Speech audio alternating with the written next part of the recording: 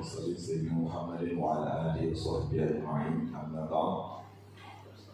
Yang sama-sama kita hormati dan kita banggakan Kepala Kantor Wilayah Kementerian Agama Provinsi Sulawesi Selatan yang dalam hal ini diwakili oleh Kepala Bidang Urusan Agama Islam Kementerian Agama Provinsi Sulawesi Selatan, yang kami muliakan dan kami hormati Ketua Pimpinan Persaudaraan Imam Masjid Sulawesi Selatan, Bapak Kiai Haji Dr. Maskur, yang kami hormati Ketua BIM yang hadir dan kebetulan juga di samping ini ternyata adalah Sekretaris Pimpinan Persaudaraan Imam Masjid Sulawesi Selatan. Tentunya puji dan syukur senantiasa kita panjatkan kehadirat Allah Subhanahu wa Ta'ala sehingga pada kegiatan hari ini kita dapat melaksanakan dan berkumpul untuk melaksanakan sebuah program yang terkait dengan kegiatan fokus group discussion isu-isu kepemiluan tingkat provinsi Sulawesi Selatan. Pada kesempatan yang baik ini, perkenankan kami untuk melaporkan beberapa hal kepada Bapak Kepala Bidang bahwa yang hadir yang kami undang adalah pengurus wilayah Asosiasi Pemulung Republik Indonesia atau APRI Sulawesi Selatan dan pengurus cabang Asosiasi Pemulung Republik Indonesia Kabupaten Kota. Peserta berjumlah 30 orang, 23 adalah pengurus cabang dan 7 orang adalah pengurus wilayah. Untuk pengurus cabang, Toraja dan Tanah Toraja Utara dan Tanah Toraja di merger menjadi satu, sehingga perwakilannya adalah 1 orang. Pada kesempatan ini, adapun maksud dan tujuan kegiatan ini adalah bagaimana menggali problematika atau kondisi faktual terkait dengan tugas-tugas dan kegiatan kepemiluan di masyarakat, sehingga pada kesempatan kegiatan ini kita mencoba menghadirkan beberapa narasumber yang tentu terkait dengan isu-isu yang baik di tengah masyarakat maupun di internal kita. Di antaranya adalah tentunya sudah ada di tengah kita Pak Kiai Ketua IPIN Sulawesi Selatan, dan ada nanti Bapak Ketua MUI dan juga dari Ketua Pengurus Wilayah Ansor Sulawesi Selatan. Dan insya Allah pada hari ini kita akan mengikuti semuanya. Semoga bisa memberikan banyak referensi dan informasi kepada kita. Tujuan akhir atau ending dari awal dari kegiatan ini adalah bagaimana kita bisa menuangkan gagasan-gagasan dari hasil referensi yang kita dapatkan untuk mendesain atau membantu para pengambil kebijakan di institusi kita, termasuk Bapak Kepala Bidang, untuk menyusun atau untuk menjadikan bahan referensi untuk menentukan kebijakan strategis program-program kepemiluan yang akan datang. Oleh itu, tentunya pada kesempatan ini pengurus wilayah kami sangat berharap untuk meramu dan menjadikan pertemuan ini menghasilkan sebuah rancangan rekomendasi atau gagasan itu. Bapak kakak yang kami hormati, tentunya pada kesempatan ini kami mohon perkenaannya untuk kiranya memberikan sambutan dan sekaligus membuka secara resmi kegiatan ini sehingga dapat berjalan dengan lancar dan baik. Demikian yang dapat kami laporkan. Atas perhatiannya kami ucapkan terima kasih. Wassalamualaikum warahmatullahi wabarakatuh. Alhamdulillah, saya bersyukur sekali berjumpa lagi dengan Pak Kiai, partner diskusinya Kamil. Jadi setiap ada isu-isu yang berkembang yang berkaitan dengan isu keagamaan, itu kita selalu meminta pandangan-pandangan beliau, dan saya kira bukan hanya 1-2 kali tapi beberapa kali, termasuk isu-isu yang berkaitan dengan paham-paham agama. Kita bersyukur hari ini dalam keadaan sehat semua. Mungkin teman-teman baru saja ada yang pindah hotel ya. Jadi Pak K ini kami ada kegiatan di Urais ini maraton. Dalam 1 minggu ini sudah 4 kegiatan, dan tadi baru saja penutupan di Arya Duta. Sekarang ini kami mengundang sahabat para ketua asosiasi penghulu, jadi ketua APRI ya, dalam nomenklatur di Mas Islam itu satu-satunya organisasi yang diakui, sehingga kami berani memanggil institusinya. Jadi bukan kepala kawanya tapi ketua APRI-nya. Yang saya hormati sahabat para ketua tim, ada Sarpras dan pelaksana kegiatan yaitu kepemuluan, Pak Dokter, Pak Kiai yang saya hormati, teman-teman sekalian, para peserta. Pertama, saya ingin menyampaikan permohonan maaf Pak Kanwil. Beliau jadwal kegiatan kita itu sudah terjadwal, dan beliau sudah di perjalanan tadi, pas di tol, jalan tol, tiba-tiba ada telepon keluarganya meninggal, dan sekarang langsung ke bandara menuju ke Jakarta. Jadi ini tidak kembali lagi ke rumah, tapi dari Man itu ditelepon ibu supaya ditunggu di bandara beli tiket. Jadi permohonan maaf beliau kepada seluruh peserta disampaikan melalui saya. Selanjutnya saya ingin sampaikan teman-teman sekalian, saya mengundang ketua APRI tidak dalam posisi kita mengikuti acara secara formal, jadi santai, tak usah terbebani ya. Kita ingin menampung aspirasi teman-teman berkaitan dengan isu-isu yang berkembang, yang kira-kira itu menjadi isu yang setiap saat didiskusikan supaya ada penyelesaiannya. Nanti besok termasuk mungkin ada saran dan masukan ya, berkaitan dengan program yang telah berjalan. Saya tadi baru bicara Pak Rizky, ini kegiatan kemarin itu ada kegiatan fasilitator ya. Saya tanya, ternyata belum diterima diagramnya. Nah ini evaluasi juga nih sebenarnya.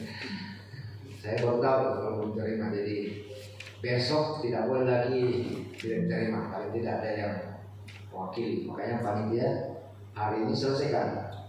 Kalau belum terima Pak Kadri, lalu buat ke bandara hari ini. Ini sudah lama, tapi kayaknya sudah selesai ya. Sehingga teman-teman sekalian bisa memanfaatkan untuk kegiatan itu.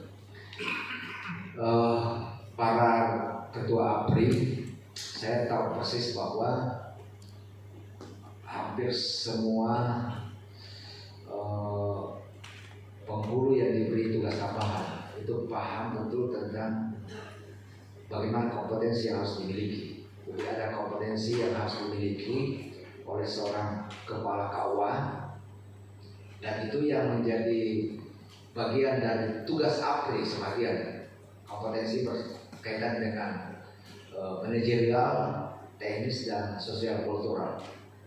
Ini isu sosial kultural ternyata harus dimiliki oleh seorang kepala KUA. Harus paham tentang bagaimana dimensi kultural yang ada di daerah masing-masing. Sekarang ini kita sering berdiskusi tentang kemasjidan misalnya. Ternyata pemerolehan ilmu agama itu 90% dari masjid. Coba bayangkan, ada pesantren, ada madrasah, ada sekolah-sekolah Islam, tapi masyarakat memperoleh ilmu agama itu dari masjid 90%. Berarti hanya 10% itu dari sekolah, termasuk pesantren. Nah, kalau 100 juta penduduk Indonesia, berarti hanya 10 juta yang memperoleh ilmu agama itu dari dan sekolah. 90 juta itu dari masjid. Coba bayangkan kalau dari masjid, mulai dari penceramahnya kita tidak paham, imamnya kita tidak paham misalnya, ini luar biasa sangat berbahayanya. Saya pernah dalam perjalanan dari Bone ke Makassar, itu musafir. Saya mampir di salah satu masjid yang kebetulan saat itu adalah pengajian, jadi ada pengajian masjid. Tiba-tiba saya dengar luar biasa Pak Ustadz menjelaskan tentang indahnya kepemimpinan Khalifah yang saat ini telapak kakinya masih ada di Timur Tengah. Ini saya mau protes, mau instruksi ini sementara pengajian. Saya pun orang yang sementara perjalanan, tapi saya tertarik ketika bicara tentang bagaimana kehidupan, keindahan di Timur Tengah. Saya malah ketawa itu. Sambil mereka bicara, sambil saya buka Google. Saya langsung tulis di situ kondisi saat ini di Suriah. Waduh, kalau dia tahu dia baca malu ini. Di Suriah saat ini ada 4 orang yang meninggal, ada yang macam-macam. Kenapa meninggal? Saya baca. Ternyata kelaparan. Kenapa kelaparan? Ternyata takut dia nyebrang ke kabupaten lain untuk mencari makanan. Kenapa takut? Dibunuh oleh orang yang satu agama dengan dia. Satu agama ini. Indahnya kita yang di Indonesia, hidup dengan agama lain pun damai. Mereka satu agama pun dianggap saudaranya kafir. Sehingga kafir itu ya halal darahnya untuk dibunuh. Coba bayangkan, saking seperti itunya kehidupannya, sehingga masyarakat banyak yang hidup dari lumut-lumut batu. Kalau mereka bicara tentang indah, dia tidak ketinggalan zaman. Mereka tidak baca tentang informasi terkini apa yang terjadi di sana. Jadi isu-isu tentang kemasjidan ini tepat sekali beliau kita minta hadir untuk memancing teman-teman sekalian. Jadi kita diskusi santai, diskusi formal, tentu kita minta pengantar dari beliau. Dan saya harap teman-teman APRI khusus wilayah mencatat apa kira-kira yang perlu kita kuatkan untuk tugas dan fungsi kita di APRI ini. Alhamdulillah saya juga kemarin banyak berdiskusi dengan Pak Dirjen di perjalanan dari bandara ke Kanwil, termasuk isu ini yang saya diskusikan terkait dengan APRI. Saya bilang sosial itu, Prof, APRI itu sama dengan pejabat internal Kementerian Agama. Kami sering terlibat untuk diskusi dan hasil diskusi itu kami jadikan sebagai salah satu standar kegiatan. Kalau ada program apa yang menjadi saran dan APRI itu kami juga perhitungkan sebagai bagian dari pelaksanaan tugas yang ada di Polres. Tentu isu-isu yang lain pun kami harap dimunculkan, misalnya berkaitan dengan Susiati, misalnya apa ada masalah di sana, Binwin apakah ada masalah di sana, atau mungkin berkaitan dengan tugas yang bukan menjadi tupoksi kita tapi menjadi tugas pokok lagi, seperti berkaitan dengan stunting.